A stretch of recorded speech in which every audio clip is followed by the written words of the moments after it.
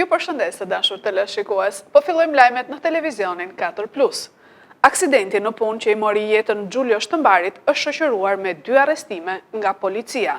Sipas prokurorisë, këta 2 persona nuk kanë zbatuar protokollin e mbrojtjes dhe zbatimin e rregullave teknike në punë. Një elektricist që punonte në rehabilitimin e një linje në Mërtish ka gjetur vdekjen. Ngjarja e djeshme në Mërtish, ku Gjulio Shtëmbari, elektricist, humbi jetën duke punuar për riparimin e një linje të tensionit të mesëm, është shoqëruar me 2 arrestime nga policia.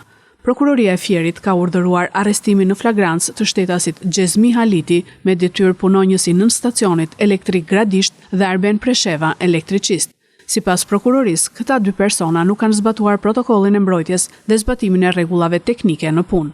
Kujtojmë që elektricisti Gjulio Shtëmbari, rreth 30 vjeç, ka mbetur i vdekur teksa punonte për riparimin e linjës Mërtish-Gradisht. Me sa duket ka qenë një gabim në komunikim pasi Shtëmbarit i është thënë se linja është stakuar dhe ky i fundit është ngjitur të kryejë punime dhe ka mbetur i vdekur në vend nga rryma elektrike.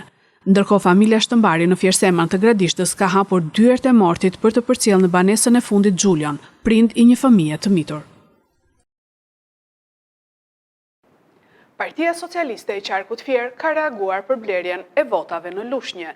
Keduina Zaka, kandidate e Partisë Socialiste, thot se janë veprime për të justifikuar humbjen e 11 majit. Partia Socialiste e Qarkut Fier, me drejtuese politike Belinda Ballukun, ka reaguar lidhur me arrestimin e një personi që kërkonte të blinte vota për Partinë Demokratike në Lushnjë, me anë të kandidates për deputete të Partisë Socialiste, Keduina Zaka. Sipas saj, drejtues të Partisë Demokratike Fier po përpiqen të heqin nga vetja përgjegjësinë dhe me këto veprime po përpiqen të justifikojnë humbjen në zgjedhjet e 11 majit dhe fushata nuk është aren shpikjesh dhe intrigash. Partia Socialiste nuk komenton asnjëherë çështje të cilat janë nën hetim nga organet e drejtësisë. Por sot jemi të detyruar të reagojmë për shkak të një deklarate të rreme dhe të ulët të Partisë Demokratike Qarku Fier, po aq të ulët sa edhe veprimet e tyre. Partia Demokratike përpiqet të mbulojë të vërtetën lidhur me arrestimin e një personi, i cili kërkonte të blinte vota për Partinë Demokratike, duke akuzuar policinë e shtetit për skenare të organizuar. Kemi marrë dije sot nga mediat se policia e shtetit ka njoftuar zyrtarisht se pas një kallëzimi të bërë nga një shtetas banor i Bashkisë së Lushnjës, ka arrestuar Marin Lekajn, 38 vjeç, banues në njësinë administrative Hyzgjokaj të Bashkisë Lushnjë, i cili i ka premtuar dhënien e një shumë parash shtetasit kallëzues, duke i kërkuar të votojë për Partinë Demokratike dhe i ka marrë atij kartën e identitetit. Të kapur në krim elektoral, drejtuesit lokal të Partisë Demokratike Fier përpiqen të heqin përgjegjësinë nga vetja, duke hedhur balt mbi të tjerët. Por shqiptarët e dinë mirë se kush janë ata, që për të arritur qëllimet e tyre të mbrapshta, janë gati të vrasin edhe njerëz siç ka ndodhur në zgjedhjet e kaluara. Ne ju bëjmë thirrje drejtuesve lokal dhe qendror të Partisë Demokratike të heqin dorë nga këto tentativa kriminale për të prishur procesin zgjedhor, pasi nuk ka asnjë shans të deformojnë vullnetin e popullit shqiptar. Ne e kuptojmë qartë se të gjitha deklaratat e bufit apo sejmenve të tij, si edhe të gjitha veprimet e paprecedenta që po ndërmarrin, janë thjesht dhe vetëm për të justifikuar humbjen historike të 11 majit, por Partinë e Kënetës dhe partitë shkat kioska që kanë hapur për të çorientuar votuesit. Partia Socialiste ju bën thirrje qytetarëve të Lushnjës dhe gjithë Qarkut Fier që të denoncojnë pa frikë çdo tentativë për blerje votash apo krime të tjera elektorale. Fushata elektorale është një moment për shpalosje programesh politike, takime me zgjedhësit, konkurrencë transparente e të ndershme, dhe jo një arenë shtifjesh e intrigash për të pasur zili edhe nga regjizorët e novelash të pasditeve. Kërkojmë nga organet ligjzbatuese që të hetojnë çdo rast të shkeljes së ligjit apo kodit zgjedhor në të gjitha parametrat e tij, dhe garantojmë që Partia Socialiste është totalisht e angazhuar për të performuar sipas kornizës ligjore dhe elektorale, pa dëmtuar imazhin e vendit tonë, që ndodhet tashmë në procesin e shumë pritur të antarësimit në Bashkimin Evropian. E menjëhershme ka qenë edhe deklarata në rrjetet sociale e ish-kryetarit të Partisë Demokratike Dega Lushnjë dhe kandidatit për deputet Eduard Sharka. Ai sqaron se Marin Leka nuk është dhe nuk ka qenë kurrë antar i Partisë Demokratike. Pas akuzave se një person ka dhënë 500 euro rushfet për sigurimin e votave për Partinë Demokratike në Lushnjë, ka reaguar sot ish kryetari i Partisë Demokratike Dega Lushnjë dhe kandidati për deputet Eduard Sharka me anë të një deklarate publike në rrjetet sociale. Marin Leka nuk është dhe nuk ka qenë kurrë antar i Partisë Demokratike Dega Lushnjë dhe nuk ka patur asnjë kontakt me strukturat e PD-s në Lushnjë, me kandidatët apo dhe me stafet e tyre. Dje emri i tij u përmend në një deklaratë të policisë së shtetit si i përfshirë në një tentativë për blerje votash në emër të një subjekti politik. Portalet të afërta me qeverinë e shfrytëzuan menjëherë këtë për të hedhur balt mbi Partinë Demokratike. Sipas informacioneve të bëra publike në media, deklarata e policisë është ndërtuar vetëm mbi dëshminë e një qytetari, të cilit i është marrë karta identitetit dhe që ka pohuar se mashtruesi i kishte kërkuar votën për PD-n. Sipas Sharkës, kjo nuk është drejtësi, kjo është një manovër e ulët për manipulim dhe typnaj politike e qëllimshme në një moment kritik për mazhorancën. Deklarata vazhdon me akuza ndaj strukturave të Partisë Socialiste dhe drejtueses së saj në Fier, Belinda Ballukut, ku përmenden shpenzimet mbi 500.000 euro të harxuara në dreka e darka me gradhe pensionist. Dhuratat, premtimet dhe presionet nga njerëzit e afërt me zëvendës kryeministren të organizuara në shkelje flagrante të ligjit dhe mbi 20 zyra elektorale ku ka 6 muaj që paguhet në të zezë qeraja dhe personat që i mbajnë hapur. Sipas zotit Sharka, kjo është e vërteta që policia e shtetit dhe prokuroria duhet të hetojnë menjëherë. Partia Demokratike nuk ka patur dhe nuk do të ketë kurrë lidhje me individ që përdorin politikën për pazare të pista. Ne jemi këtu për të rikthyer shpresën, ndershmërinë dhe dinjitetin në politikë dhe në institucionet e këtij vendi, mbyllet deklarata e zotit Sharka. Marta Kos, komisionerja për zgjerimin e Bashkimit Evropian në konferencën e përbashkët për shtyp me kryeministrin Rama, u shpreh se Shqipëria është histori suksesi.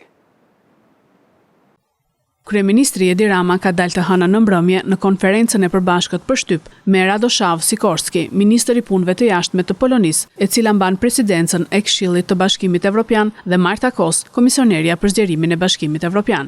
Rama tha se Shqipëria do të vijojë rrugën për të futur në Bashkimin Evropian. Are looking forward to make sure po presim me padurim që të sigurohemi së bashku që brenda 2027-s të gjithë grup kapituit jo vetëm të jenë çelur, por edhe të jenë mbyllur. Është vërtet super ambicioze, por jemi këtu sot për të rikonfirmuar vullnetin ton të fortë, vendosmërinë tonë dhe pasionin ton të plot për të arritur këtë objektiv. And I'm sure that jam i sigurt që të dy miqtemi të dashur në të majtën time dhe shumë prej jush këtu e kanë dëgjuar këtë më parë, por ja vlen ta përsëris. Për Shqipërinë, antarësimi në BE është shumë më tepër se sa një ambicie politike apo ekonomike. Është një zgjedhje ekzistenciale jete. Nga një vend kur nuk jemi lejuar të zgjedhim për shekuj e breza të tërë tek një ardhmje të cilën gjithmonë kemi dashur ta kemi. Marta Kos u shpreh se Shqipëria është histori suksesi e procesit ton të zgjerimit dhe sot kemi hedhur një tjetër hap në zgjerim. E ardhmja e Shqipërisë është padyshim në Bashkimin Evropian dhe jemi pranë kësaj arritje. Shqipëria është vërtet një histori suksesi e procesit ton të zgjerimit dhe sot kemi hedhur një tjetër hap drejt antarësimit të Shqipërisë në BE. Por zgjerimi për mua është më shumë se sa t'i shtosh BE-s një vend. Ai ka të bëjë me Bashkimin e Europës. Radek and myself are so-called generation 2004. Jemi brezi i 2004-s, të është quajtur brezi 2004-s. Kështu që mund të themi në vetë të parë se cilat janë përfitimet e vendeve tona, vendi yt është më i madh se imi. Por se çfarë kanë përfituar vendet tona nga antarësimi në BE, dhe në fakt është diçka e bukur për të parë. Spari sepse ne vetë mund ta shpjegojmë se si ishte kur aplikuam dhe se si është 20 vjet më vonë. Në Roskovec është zhvilluar festivali Roma Romale 2025 për herë të parë. Kryebashkiakja Majlinda Bufi tha se Roskoveci u kthye në shtëpinë e pritjes së komunitetit rom nga e gjithë Shqipëria. Në kuadër të promovimit të traditës rome për herë të parë në Roskovec, është zhvilluar festivali Roma Romale 2025. Aktiviteti ka bërë bashk artistë nga qytetet e ndryshëm të vendit, përfshirë Tiranën, Durrësin, Lezhën, Matin, Lushnjën, Delvinën, Ersekën dhe Fierin.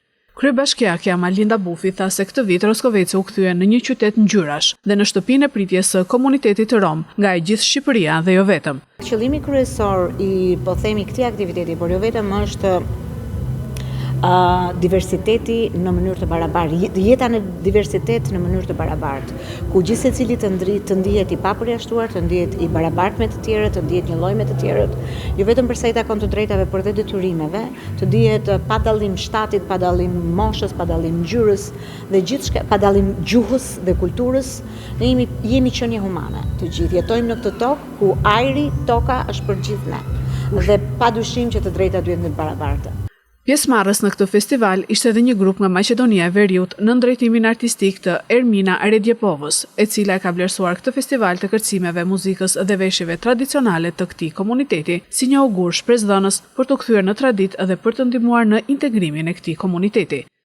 Ndërkohë, përfaqësuesi i qytetit të Klosit ka pohuar se tashmë ky festival duhet të kthehet në traditë. Ajo koha që ishte më përpara, besoj që tani kanë ndrru, kanë evolu gjërat dhe janë më ndryshe, jemi më të barabartë në të gjithë shoqërinë. Sa veta jeni në këtë aktivitet të kulturës? Kam marrë një pjesë të vogël të grupit prej 5 vetash, sepse grupi im përbëhet nga 28 persona, por 5 veta kam marrë nga grupi sepse kështu ishte mundësia. Besmir Dalipi, një prej spektatorëve të ardhur nga Berati, mes emocionesh pohon se aktivitetet të tilla ndihmojnë për të ndier të barabartë, ndaj është shumë e rëndësishme që të kthehen në traditë. Është kënaqësi që jam pjesë e këtij aktiviteti që zhvillohet në qytetin e Roskovecit. Është herë e parë që zhvillohen aktivitete të tilla, sidomos për komunitetin rom dhe egyptian. Shpresoj që këto aktivitete të ndodhin dhe në qytete të tjera si është qyteti Beratit dhe qytetet e tjera që kanë kontingjent të komunitetit rom dhe egyptian. Ndjeni më të vlerësuar nga iniciativa të tilla?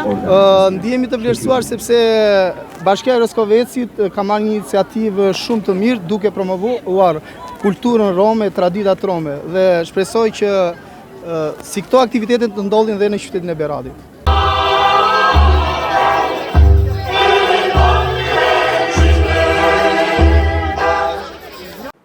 Ky është edicioni lajmeve për sot. Lajmet i gjeni dhe në internet në website-in 4plusmedia.tv. Bashk, mirupafshim.